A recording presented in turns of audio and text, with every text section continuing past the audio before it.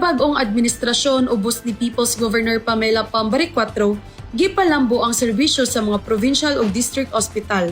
Ang mga provincial ug district hospital aduna nay mga moderno nga mammogram aron pagtubag ang problema sa mga kaso sa breast cancer.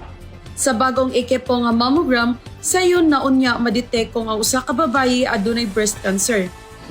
So, natay upat ka mammogram that is procured by the Cebu Provincial Government for our 4 provincial hospitals. No? So, starting Monday, delivery and installation to CPH Balamban, CPH Karkar, CPH Danao, and then CPH Bugo, in that order.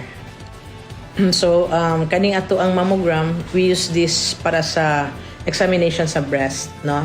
Especially karon nga PhilHealth is gi-appeal na nila ang kaning sa screening bitaw para sa cancer.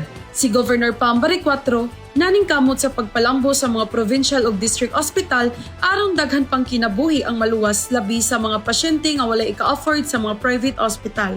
Ako si Liani Almonia sa bagong liderato manginlabot magpakabana tungod kay ato ang Sugbo.